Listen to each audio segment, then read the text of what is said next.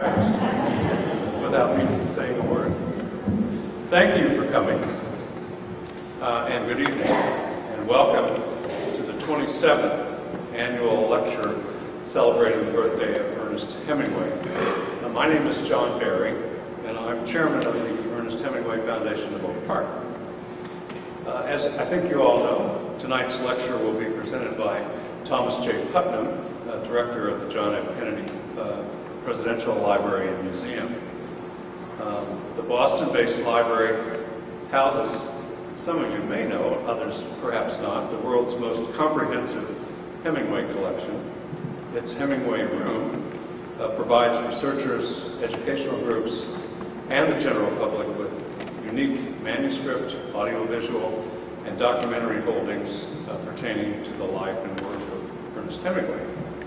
With tonight's lecture, the Foundation will begin a 4-year initiative to explore the relationship of Ernest Hemingway in the arts, the letters, and the sciences. In collaboration with several local and regional organizations that seek to advance the public's understanding of cultural and natural resources. We are at the beginning phase of this work in collaboration with museums and libraries and other institutions that we collectively call Great Places for Learning. Over the past 3 years, the Foundation has begun a collaborative partnership with one of those Great Places for Learning, right here in our own backyard, Dominican University, to restore the Hemingway family home over on Kenilworth Avenue, not far from here, with plans to use a portion of that space for an array of public programs that support the missions of both the university and the Foundation. So we hope that these new projects will, that you'll support these projects, but we also are seeking support from the National Endowment for Humanities and the Institute for Museum and Library Services, with whose missions also support public understanding of our cultural and artistic heritage, particularly now in the 21st century. So now, to introduce Tom Putnam, please welcome Red Griffin. Many of you know Red, a founding director of this foundation and a past chair as well. So, Red.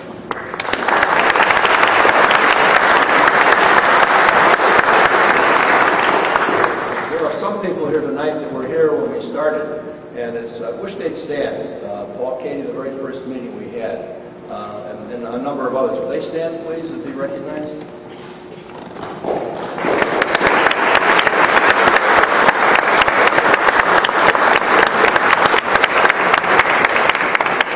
Years, so thank you for helping us keep going. I want to thank you, John, our visionary, articulate, and hands-on new chair. And when I say hands-on, I mean it. He's a techie. He's not only a librarian, but a very good technological expert, which we really can appreciate.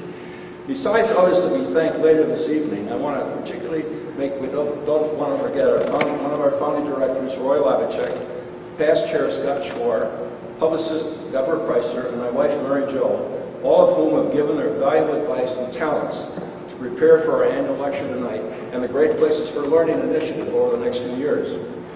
Our former chair, Alan Baldwin, who would climb Kilimanjaro, and we have a tough act to follow, and any future chairman has to be that. Now we have a technological wizard, so it's getting harder and harder to chairman this organization.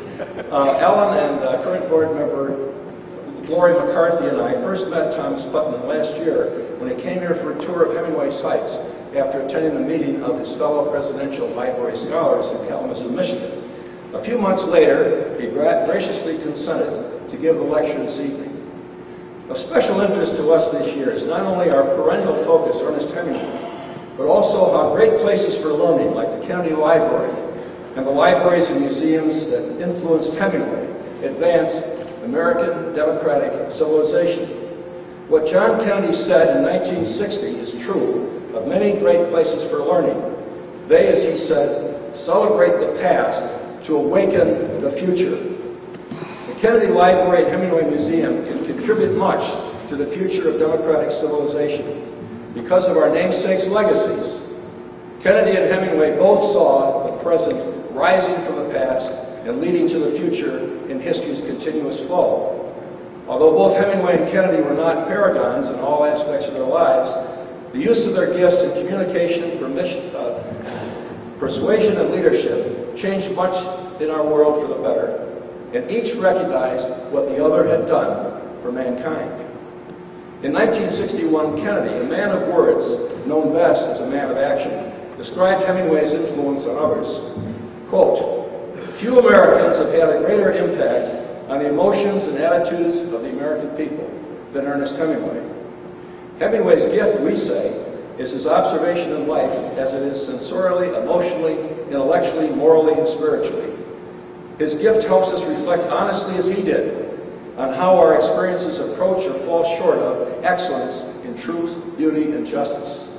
In 1961, Hemingway, a man of action, known best as a man of words, said of Kennedy, quote, "It is a good thing to have a brave man as our president in times as tough as these for our country and the world."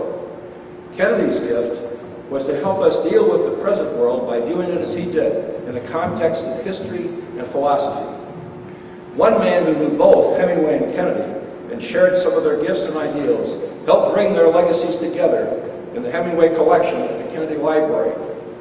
William Walton from Jacksonville, Illinois, came to know both Ernest and his fourth wife, Mary, when they all served as foreign correspondents in Europe in World War II. Later in Georgetown, Walton befriended his next-door neighbor, John Kennedy. Walton became a trusted political and cultural advisor to John, and later his wife, Jacqueline. When Mary Hemingway wanted to retrieve Ernest's papers from their home in Cuba after Fidel Castro took over the island, she asked Walton for help. Walton turned to Kennedy, and the papers were retrieved. Walton later suggested to Mary Hemingway that she might turn the papers over to the Kennedy Library. As a result, that library, as you heard from John, now has 90% of all of Hemingway's manuscript materials, the largest collection in the world. We are honored tonight to have with us William Walton's nephew and niece, John and Mary Hackett. Would you stand, John and Mary? Are you able to?